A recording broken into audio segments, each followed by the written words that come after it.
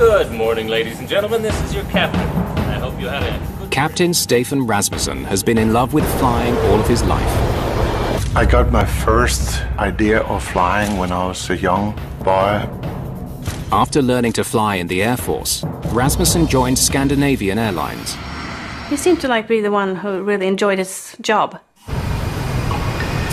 On December the 27th, 1991, he's in command of a state-of-the-art DC-9. The flight will take him to the very edge of his abilities, as his engines fail and his plane falls out of the sky. I was in a nightmare. Stockholm, Scandinavian 751, we are crashing into the ground now. What caused the most baffling accident in Sweden's history is nothing investigators could have imagined.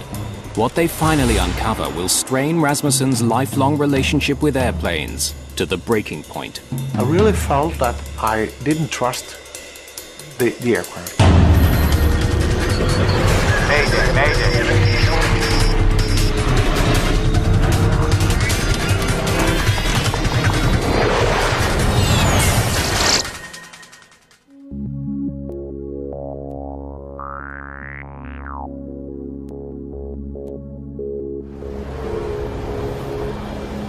It's 2 days after Christmas. Stockholm Arlanda Airport is a mess of snow, slush, and ice.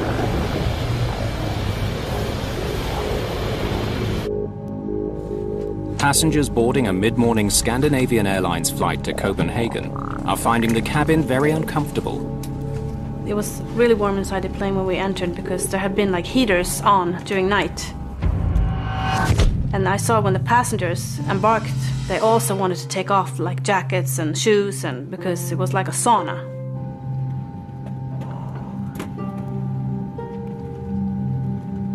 Is it possible to turn the heat down now?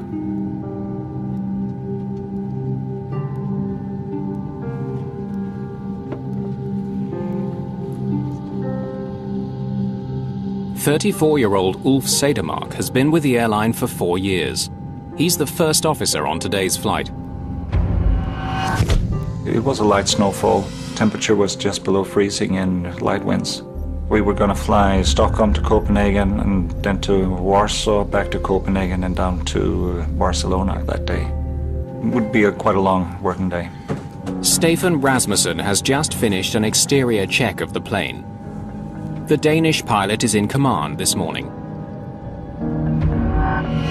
In those over 12, almost 13,000 hours I've been sitting in an aircraft, I always felt that I put the aircraft and back on like a rucksack, and when we took lift on the wings, we melted together.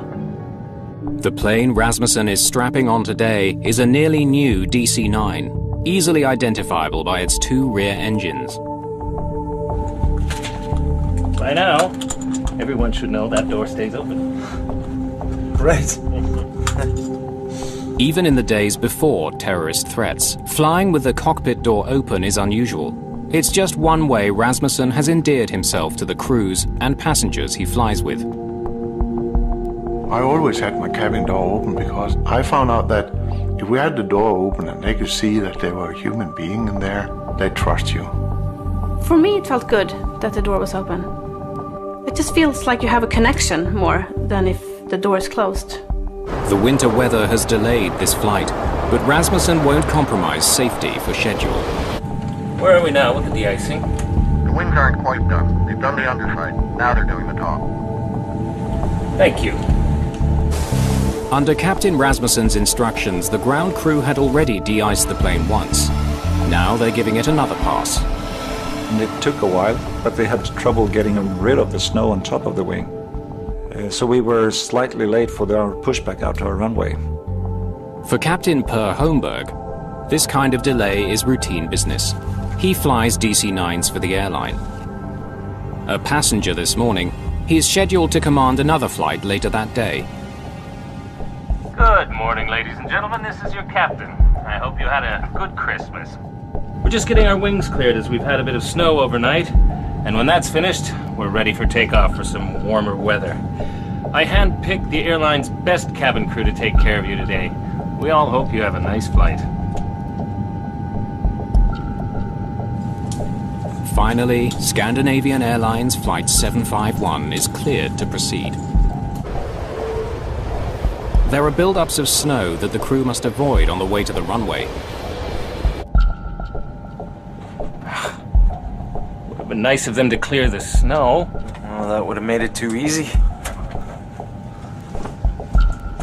Approaching holding point, runway 08. Roger, Scandinavian 751. You are cleared for takeoff from runway 08. Spoilers. Armed. Auto brake, takeoff and armed. Runway update performed. Checklist completed. Set power.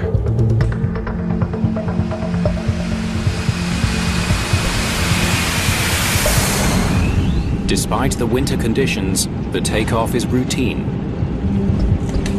V1, rotate.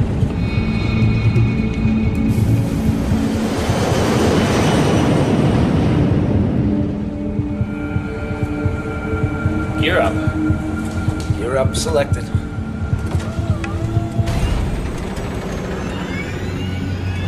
When Wolfie reached out for the gear, I heard things which was different.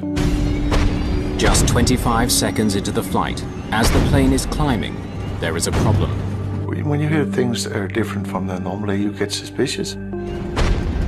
There was a really big roar in the aircraft, almost like an explosion. Boom! There was another banging noise that I just thought, what is that? I had never heard that before. It's obvious the source of the noise is the right engine. It sounds serious. I believe it's a compressor stall. I took the right throttle and moved a little back, but there it really became strange because the engine performance increased when I reduced the throttle. It's like if you're sitting in your car and you're turning your wheel to the left and the car is driving to the right, you get confused.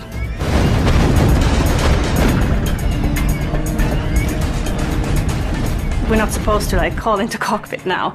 And then I thought, this is an emergency, I have to call the captain. But Captain Rasmussen doesn't respond to the call. He's too busy trying to figure out what's going wrong with his plane. I couldn't see anything on the instrument. They were quite stable and a quite normal range, no problem. But I could hear those roaring every second. He searches for telltale signs of attack or structural failure. And I looked up at the cabin pressure, because if you have a bomb or a freight door or anything which is ripped off, that'll give a decompression. In the cabin, pressure levels are stable. But the crew has other concerns.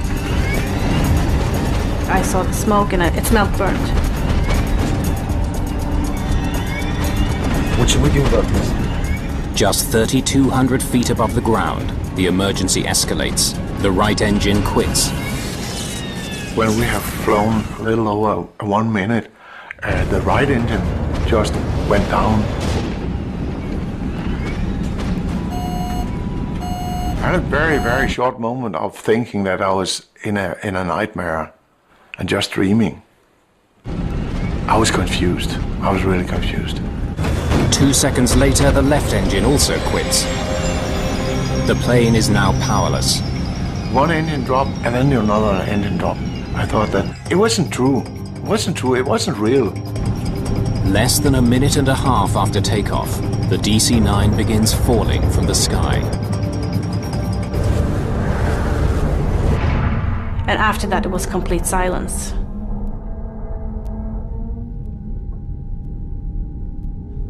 And I think that was the worst moment for me. Just being in the air, and it's so quiet. It was like a bird just sailing through the sky. So then I started to get scared.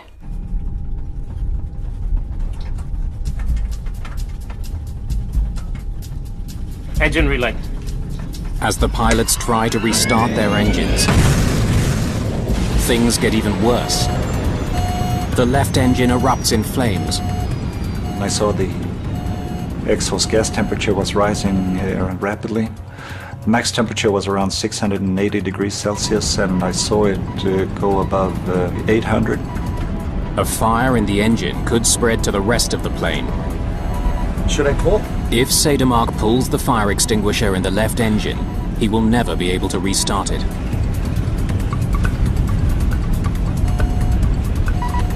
He pulls the handle to put out the fire.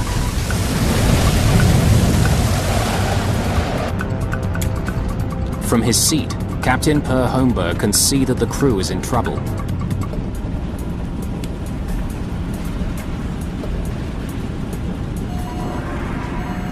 Flight 751 is now falling at a rate of 1,200 feet per minute.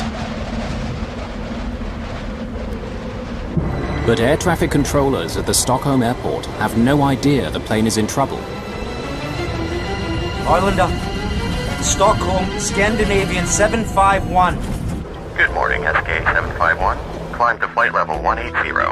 We have problems with our engines, please. We need to go back to Arlanda. 751, roger. Turn right, heading here. Suddenly the radio goes dead. A result of the failed engines. Only the right engine can provide power, but it's now spinning too slowly to generate electricity for the instruments. Without the engine, you don't have any propulsion, so the only energy you have is your height. With time running out, the pilots of Flight 751 must find a way to restart the right engine, or else crash into the countryside below. Scandinavian Airlines Flight 751 is now falling from the sky at 20 feet per second. How can I help? Captain Per Holmberg, who boarded the flight as a passenger, becomes part of the flight crew. He came out in the cockpit and he said, "Is there anything I can help you with?" I don't think I even said yes. I just said, "Start the APU." If the auxiliary power unit can be launched, it will bring back the radio and instruments. So I just handed him the emergency checklist and started focus on controlling the flight to see that we were maintaining the speed and the attitude and that we were wings level.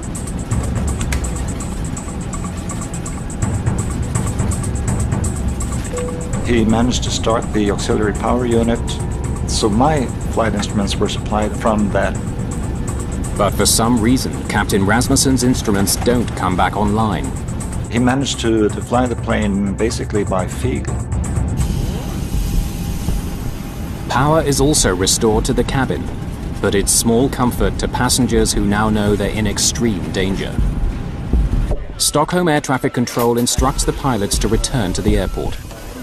Scandinavian 751, are you able to turn right, heading 090, radar vectoring for 0-1? But the plane is now just 1,600 feet from the ground. And First Officer Sedermark's attempts to resuscitate it aren't working. Roger, we are maintaining our heading, but we are trying to restart our engines. Making a 180-degree turn back to Stockholm could be catastrophic. I really had the feeling that if I turned the aircraft at that time, we would have stalled. When you're turning back, you are losing a lot of energy. So the most safe thing to do is actually just to go straight, keep your wings level. That means that you will use less energy of your altitude, so you can maintain your speed. You can maintain 2,000 feet. We are not able to maintain 2,000 feet. We are descending. We are at 1,600 feet and descending. Holmberg wants Rasmussen to focus his attention on finding a landing spot. Look straight ahead.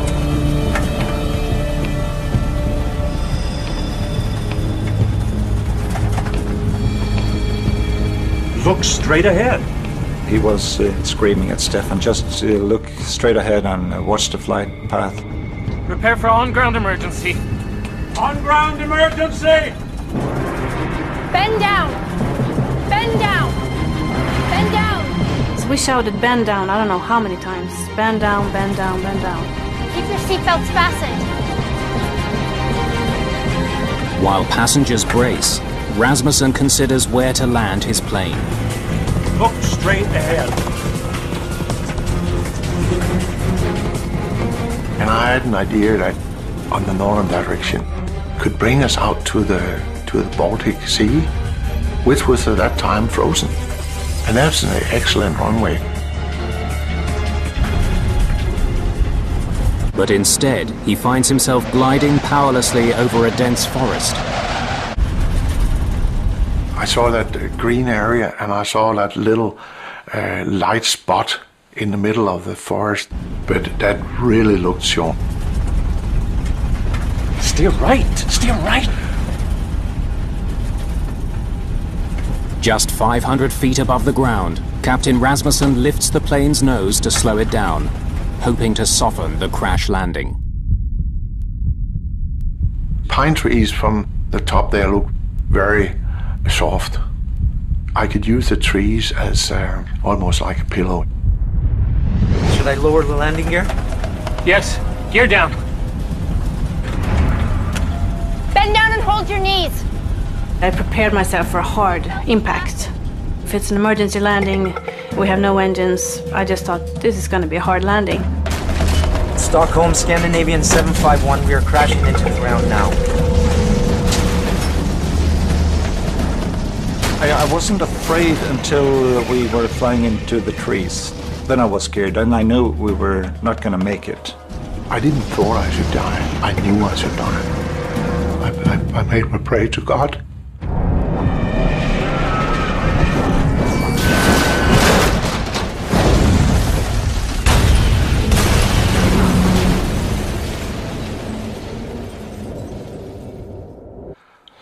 And then, a moment after, we were in a strange world.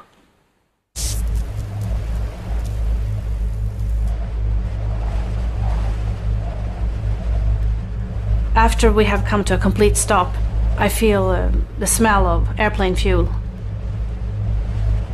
I thought, okay, we're gonna explode.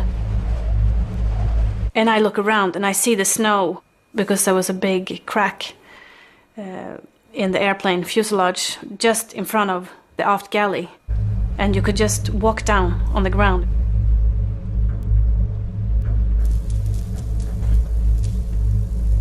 Everything was quiet, and I woke up. It might only have been a split second or so. I was afraid that my spine was broken, that I wouldn't be able to walk again. So I remember I was sitting there and I was moving my toes and my feet just to see if I could have control over them. I had a pain in my hand because I had broken a bone in my hand, and I was bleeding heavily from my forehead, so I was trying to get clear of all the blood that was coming down in my eyes. And Stefan told me that we had to get out of the aircraft.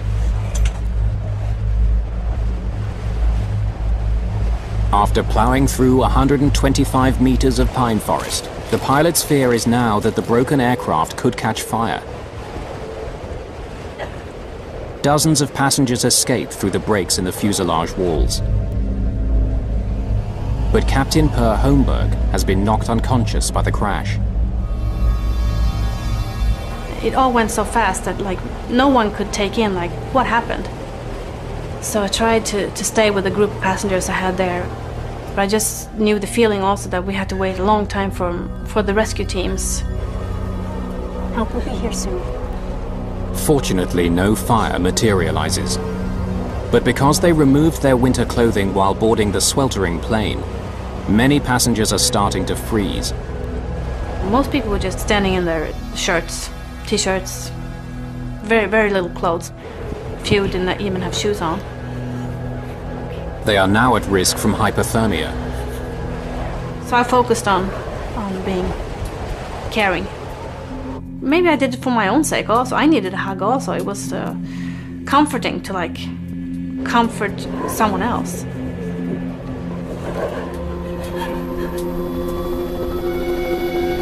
The wreckage of Scandinavian Airlines Flight 751 lies just 15 kilometers northeast of Stockholm Arlanda Airport. The fuselage has broken into 3 pieces. In the chaos of the moment, nobody knows how many people have been killed in the crash.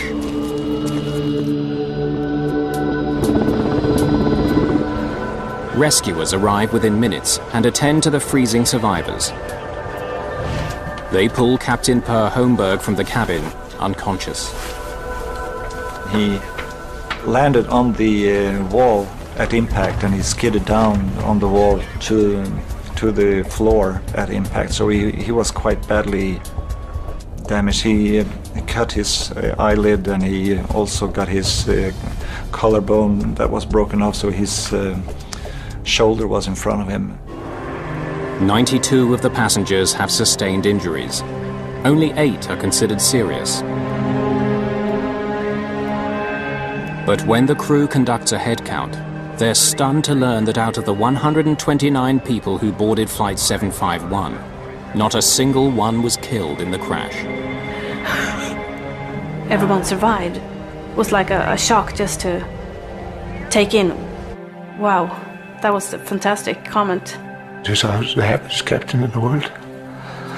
We were all alive. That was a great moment. Reporters break the remarkable story to the world. As the Swedish Accident Investigation Board, or SAIB, takes charge of the case. Scandinavian Airlines alerts its own investigators, dispatching Tori Hultgren to head up its team.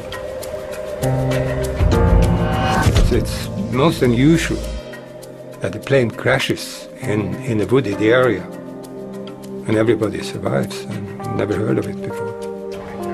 The police kept everybody off the site itself. There was a cordon around the aircraft about 100 meters. We had a complete aircraft, nothing had burnt, and we had lots of good data. Henrik Ölander from the SAIB gets to work on the evidence. And we all started to plan the documentation of the accident site, which means photographing all the fine little approach through the wood, you know, and to take photos of all the parts that were spread all over the place. The 2 black boxes, which record cockpit conversations and store flight data, are recovered immediately.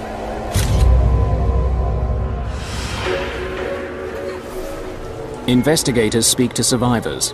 Everyone tells a similar story. Would you mind telling me what you saw and heard? Loud, booming sounds from the engines moments after the flight began. Smoke in the cabin. And finally, the entire loss of power and an engine on fire. You have a twin-engine aircraft, and you are really not supposed to lose both engines at the same time. The Pratt & Whitney turbofan engines are sent to a Scandinavian Airlines repair shop for closer examination. Investigators are eager to speak with Captain Rasmussen about the incident. But to their dismay, Scandinavian Airlines takes him to the media first. The first question, what did you think when both engines refused to function? It'll take me an awful long time to tell you all that. The normal case is that the key witnesses, like the crew and so on, should be kept in quarantine until they meet the investigation board. European media celebrate Captain Stefan Rasmussen as a hero for landing the DC-9 without engine power. But investigators consider the possibility that he or his co-pilot had made errors that caused the crisis in the first place. The honor and the glory always rests with the captain, but so does also the mishaps. I knew that being a person where in the spotlight of the press would be a quite different situation. And I said to myself, the only thing you can do now is to give them all their story and then pray that they will find the reason.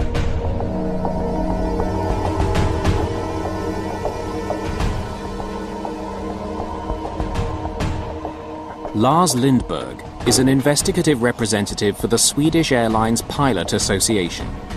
He examines the wreckage for signs of mechanical or structural failure. We knew both engines had failed for some reason.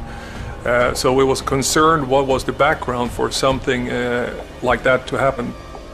The first time I saw the engines in the workshop, I was surprised. Is this all they found? There was a number of parts that were completely missing, and this was something we hadn't seen before to this extent. To find out what happened, investigators must find the missing pieces, which now lie somewhere in snow-covered fields and forests.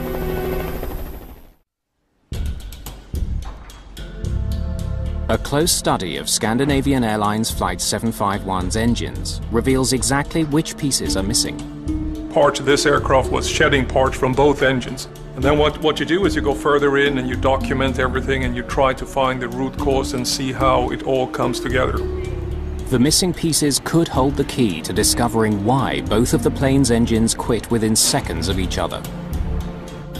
But they could be anywhere along the 15-kilometer route the aircraft covered during its short flight. They must be found. Investigators use the flight data recorder to map the plane's journey and determine where engine parts may have fallen.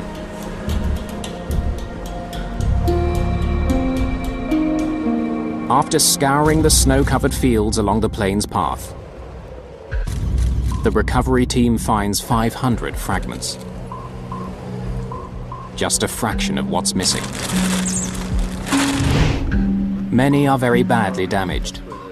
Some of the titanium blades actually seem to have been on fire.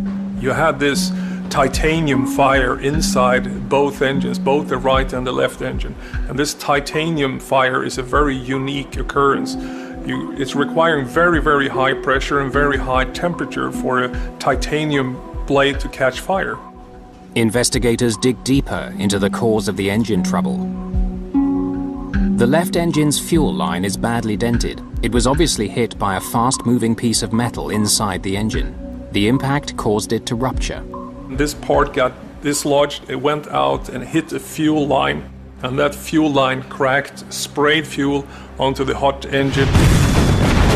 The engine was clearly coming apart during the flight. That sounds serious. The discovery explains the fire in the left engine and why so many pieces of it were found so far from the crash site. But investigators are left wondering why the engines broke up in the first place.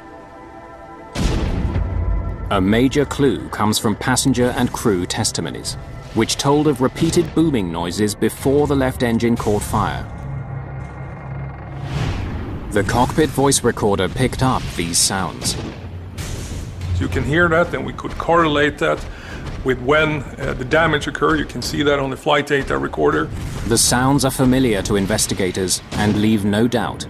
The DC-9's engines began surging shortly after takeoff. Jet engines rely on a steady stream of air for combustion.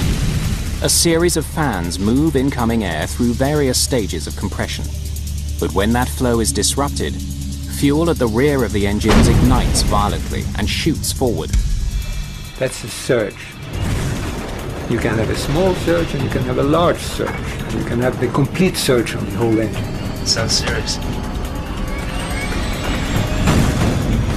This surge process was very violent, so after a very short time we had an aircraft with two engines that could not be restarted, that didn't generate any thrust. Basically you had a giant glider at that point.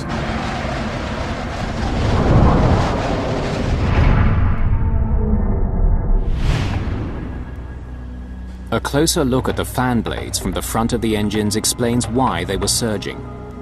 They're badly dented. The damage would have prevented them from effectively directing air to the rear of the engines.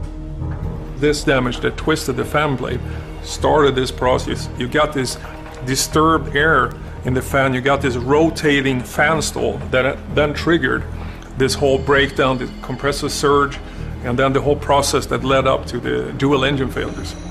But what exactly mangled the blades? There are ways to tell. If it comes from a stone, rubber, ice and so on. You can see it on the shape of the damage. The ice causes very specific damages. It's sort of like a soft dent. Analysis of dent patterns on the fan blades is conclusive. They were struck by ice.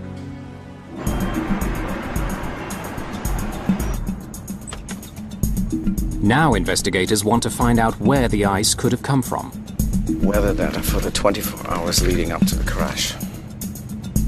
They know Stockholm had been hit with rain and snow in the hours before Flight 751 took off. It was a situation with the temperature around 0 degrees. It was a drizzle, snow, rain in the morning. They learned that the DC-9 arrived from Zurich the night before, with the fuel tanks more than half full. They had quite a large amount of reserve fuel, of diversion fuel, in their wings. The fuel in the wing tanks were close to minus 20 degrees Celsius. The conditions that night were ideal for the formation of clear ice on the wing surface. And here you had very, very cold fuel on the top wing skin. And as the temperature dropped during the night, it went to snow and rain, and finally snow. So there was a layer cake. Ice at the bottom, slush, and snow on top. About 10 inches total on top of the wings in the morning. Responsibility for de-icing the plane ultimately falls on the captain. Rasmussen insists he was aware of the overnight build-up. Investigators wonder if the pilot did all he could to ensure his plane was completely free of ice. Rasmussen claims he instructed technicians to de-ice the plane thoroughly. I didn't walk around with the aircraft. It was cold, it was frosty.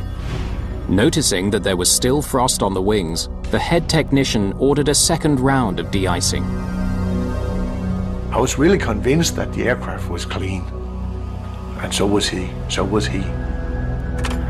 Where are we now with the de-icing? The wings aren't quite done. They've done the underside. The cockpit voice recorder backs up Rasmussen's testimony. They've got it good and clean under the wings? Yes. They de-iced the aircraft once and looked at it and I said, once more. And they de-iced as the second time. In fact, a total of 850 liters of fluid was sprayed on the aircraft. But the fluid may have been faulty, not potent enough to melt the thick layer of ice that had accumulated on the wings overnight. Technicians test samples of the fluid used to de-ice Flight 751. We found no discrepancies. There was nothing wrong with any of the fluids used. But when investigators interview the maintenance crew that worked on the plane, they begin wondering if the de-icing team was thorough enough in their efforts. The ground crew insists that after they sprayed the wing, it appeared to be clean. But that appearance was deceptive. It looked perfect, because the clear ice on top of the fuel tanks, you cannot see the clear ice. A technician inspected the front of the wing and found no ice. He couldn't have known that there was ice further back, out of his reach. No provisions for stairs or anything that he could use to get up on the wing at the de-icing platform. It looked shiny and nice, couldn't see any ice on it, but still there was maybe an inch of ice on top of the wing when the aircraft took off. As soon as the plane took flight, the ice became a problem. On this aircraft, the engines are positioned behind the wings, and as the aircraft rotated and the wings bent in order to take the weight of the aircraft, this ice in the wing roots loosened and it sucked right into the engine. The ice damaged the fan blades at the front of the engines and ultimately caused them to begin surging. Nobody really expected that this would happen, or could happen, but it did. When ice breaks off the wings during flight, it doesn't pose a problem for most aircraft.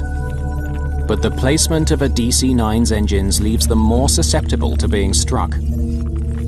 The Pratt & Whitney engines on Flight 751 were designed to withstand this type of ice ingestion.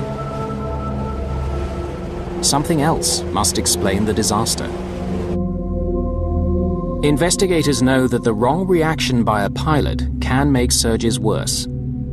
They comb through the flight data to see what these pilots did when the emergency struck. The first thing you do when you have a surge, if you recognize it as a surge, is that you reduce power. Captain Rasmussen claims he did just that. Of course, you just pull the throttle back, and then you have the balance between the incoming fuel and incoming air. And that was actually what I did. But the flight data recorder tells a different story.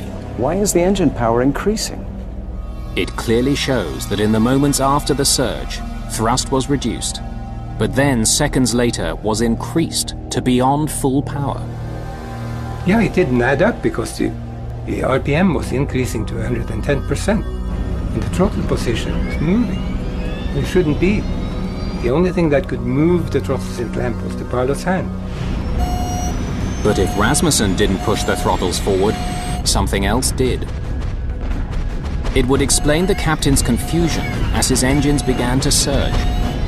As a pilot, when you gone through the training, you've done all your emergency training, you've been through the simulator, and now you have a system that is doing something that you don't expect, it's very confusing. Despite their relentless efforts, investigators can find no possible explanation for the increase in thrust. The frustrating part with the investigation was that we could not figure out why the system did what it did. Then, almost 2 months after the accident, the plane's manufacturer provides the answer. The culprit is something called automatic thrust restoration. It's brand new. It automatically increases the thrust during the climb. Swedish authorities learned that automatic thrust restoration, or ATR, was recently introduced as a safety feature on Scandinavian Airlines planes. It existed because the FAA had discovered some pilots were throttling back considerably while taking off and landing to reduce noise over residential neighborhoods. The ATR was designed to make it impossible for them to throttle back to dangerous levels. So as soon as he powered back, the system kicked in. Investigators learned that when Rasmussen reduced power to clear his engine surge, the system read this as a dangerously low power setting and pushed the throttles forward. The increased thrust made the surging worse until the engines destroyed themselves. The investigation concludes that the pilots had taken the right steps to clear the surge and prevent the catastrophe. But the computer code which governs the ATR undermined their efforts. A strip of zeros and ones caused the throttles to move and caused the engines that were stalling because they already got too much fuel, got even more fuel. And they went into self-destruct, both engines. In a few seconds, they were both totally destroyed.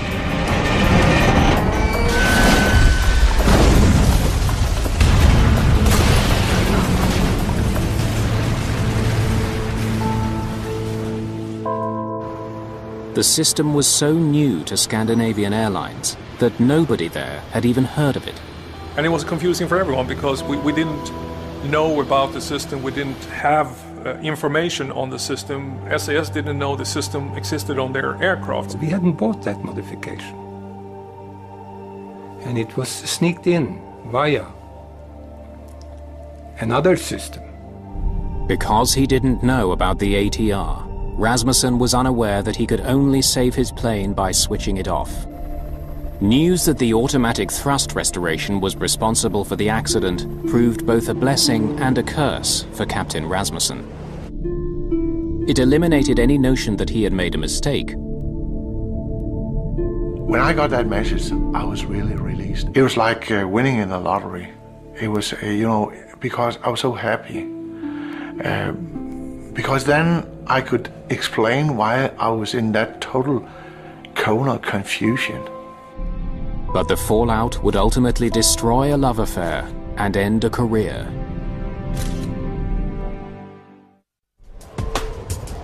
On October the 20th, 1993, the Swedish Accident Investigation Board releases its report on the crash of Flight 751. It determines that the actions of Captain Rasmussen and First Officer Sedermark contributed to the safe outcome of this incident. And although investigators question Captain Per Holmberg's decision to enter the cockpit in the first place, they do praise his contribution. This crew flew until they stood still on the ground. They never gave up. They never gave up. They didn't give an inch. The investigators put much of the blame for the accident on Scandinavian Airlines because their procedures for checking for clear ice were inadequate.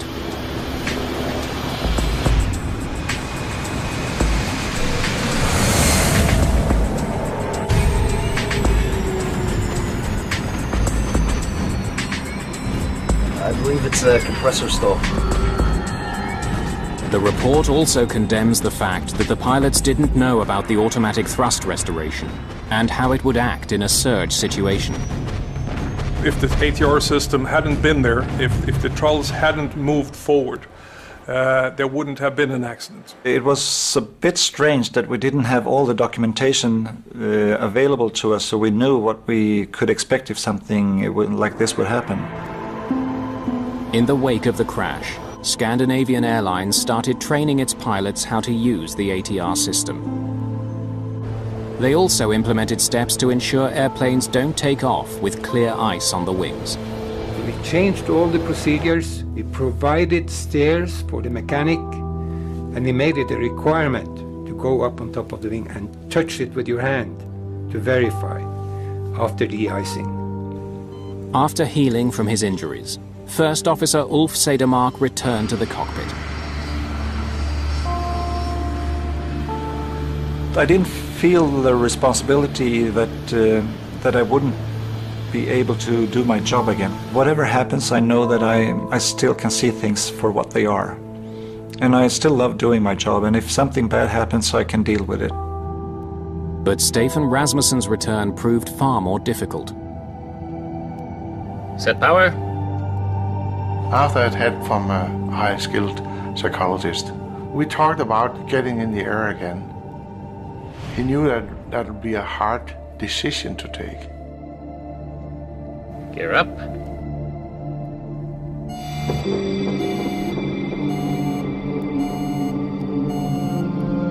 Fire drill.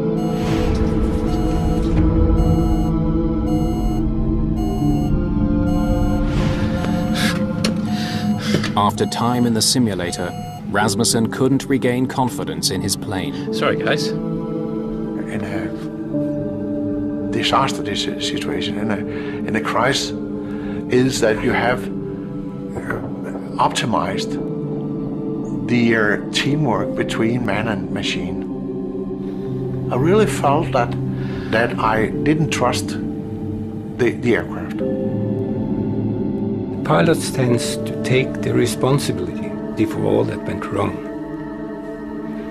Too much of the glory and also too much of the responsibility. With the right counseling, about 90% of pilots involved in an accident are able to continue flying.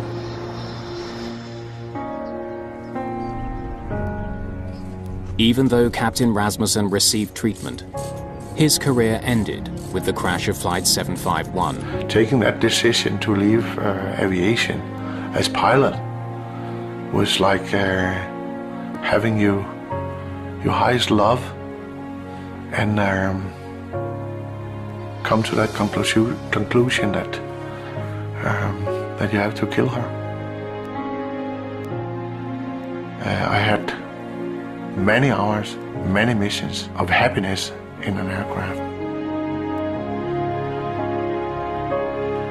And I loved my passengers, I loved my aircraft so much, so I said, that's it.